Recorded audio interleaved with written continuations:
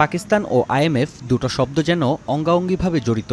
৭৮ বছরের ইতিহাসে দেশটি আন্তর্জাতিক মুদ্রা তহবিলের কাছ থেকে ঋণ নিয়েছে ২৪ বার। গেল মাসে সবশেষ বেইল আউটে ইসলামাবাদের জন্য $১০০ কোটি ঋণ অনুমোদন দিয়েছে আইএমএফ, সঙ্গে জুড়ে দিয়েছে ৫০টি শর্ত।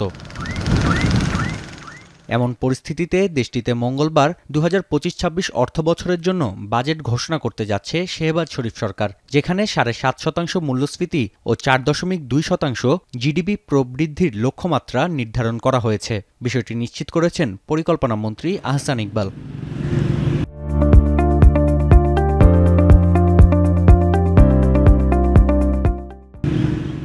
এআরওয়াই নিউজের সূত্র বলছে, প্রস্তাবিত বাজেটের আকার হবে ১,৭৮,০০০ কোটি পাকিস্তানি রুপি, যা চলতি অর্থবছরের চেয়ে ৯০,০০০ কোটি রুপি কম।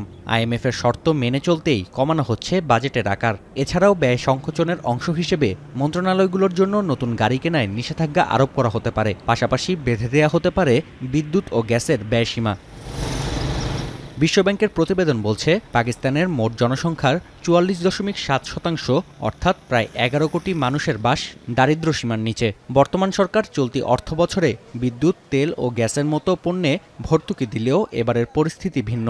আইএমএফের অর্ধশত শর্তের কারণে প্রত্যাহার করা হবে ভর্তুকি, তাই বিপুল এই জনগোষ্ঠীর মধ্যে স্বস্তি আনতে পারছে না বাজেট।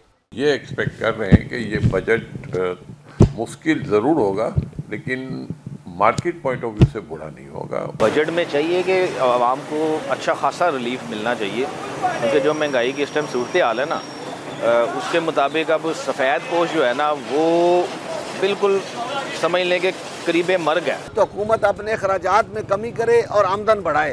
जब तक ये आमदन नहीं बढ़ाएगी, अखराजात ही करती रहेगी। कर्जे लेकर अखराजात करेंगे, उन्हीं का खून निचोड़ेंगे जो टैक्स दे रहे हैं।